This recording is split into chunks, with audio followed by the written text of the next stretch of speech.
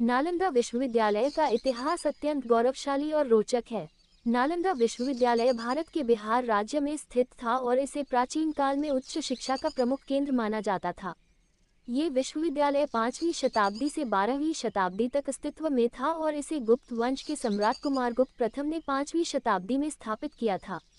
ये विश्वविद्यालय प्राचीन भारत की सबसे प्रमुख शिक्षा संस्थानों में से एक था और यहाँ बौद्ध धर्म, धर्मशास्त्र, दर्शन, चिकित्सा, गणित, ज्योतिष और अन्य कई विषयों की शिक्षा दी जाती थी। स्थापना और संरचना। नालंदा विश्वविद्यालय की स्थापना का श्रेय गुप्त सम्राट कुमारगुप्त प्रथम को जाता है, जिन्होंने इसे 5वीं शताब्दी में स्थापित किया। इस विश्वविद्यालय का निर्माण एक विशाल परिसर में किया गया था, जिसमें अनेकों मठ, स्तूप, पुस्तकालय और अध्ययन कक्ष थे। नालंदा में अध्ययन करने के लिए देश विदेश से विद्यार्थी आते थे और यहाँ पर 10,000 से अधिक विद्यार्थी और 2,000 से अधिक आचार्य रहते थे। शैक्षिकी महत्व। नालंदा विश्वविद्यालय में शिक्षा का स्तर बहुत उच्च था और यहाँ पर अनेक महान विद्वान अध्यापन करते थे। यहाँ पर विभिन्न विषयों का गहन अध्ययन और शोध होता था। विद्यार्थियों को कठोर प्रवेश परीक्षा के बाद ही प्रवेश मिलता था। यहाँ पर अध्ययन के लिए विश्व के विभिन्न भागों से विद्यार्थी आते थे, जिनमें तिब्बत, चीन, कोरिया, जापान, मंगोलिया, श्रीलंका और दक्षिण पूर्व एशिया शामिल थे। नालंदा में दी जाने वाली शिक्षा का प्रभाव दूर दूर तक फैला हुआ था और यहाँ के विद्वानों ने बौद्ध धर्म के प्रचार प्रसार में महत्वपूर्ण भूमिका निभाई।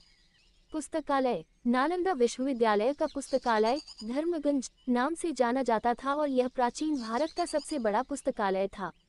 इसमें 3 मुख्य भवन थे, रत्नसागर, रत्नोदधि और रत्नरंजक। इस पुस्तकालय में लाखों ग्रंथ और पांडुलिपियां थीं, जिनमें बौद्ध धर्म के अलावा विभिन्न विषयों पर भी पुस्तकें थीं। ये पुस्तकालय न केवल अध्ययन के लिए महत्वपूर्ण था, बल्कि यह विद्वानों के लिए एक शोध केंद्र भी था। पतन और विनाश। नालंदा विश्वविद्यालय का पतन 12वीं शताब्दी में हुआ, जब बख्तियार खिलजी नामक तुर्क आक्रमणकारी ने 1193 ईस्वी में इसे नष्ट कर दिया। उसने विश्वविद्यालय को जलाकर राख कर दिया और यहाँ के विद्वानों और विद्यार्थियों का बड़े पैमाने पर संहार किया। इस हमले के बाद नालंदा विश्वविद्यालय कभी पुनर्जीवित नहीं हो सका और यह इतिहास के पन्नों में सिमट कर रह गया। पुनरुद्धार। वर्तमान समय में नालंदा विश्वविद्यालय का पुनरुद्धार करने का प्रयास किया गया है। भारतीय सरकार ने 2006 में नालंदा विश्वविद्यालय के पुनर्निर्माण की घोषणा की और 2010 में नालंदा विश्वविद्यालय नालंदा यूनिवर्सिटी अधिनियम पारित किया गया। नया नालंदा विश्वविद्यालय वैश्विक अध्ययन और अनुसंधान का केंद्र बनने के उद्देश्य से कार्यरत है और इसे प्राचीन नालंदा विश्वविद्यालय की गौरवमयी परंपरा को पुनर्जीवित करने के उद्देश्य से स्थापित किया गया है। नालंदा विश्वविद्यालय का इतिहास एक अद्वितीय उदाहरण है कि कैसे प्राचीन भारत में शिक्षा और ज्ञान का महत्वपूर्ण स्थान था।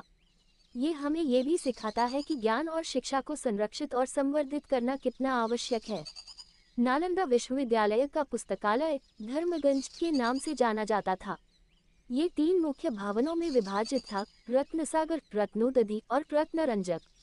इसमें लाखों पांडुलिपियां और ग्रंथ थे, जो विभिन्न विषयों पर विस्तृत जानकारी प्रदान करते थे।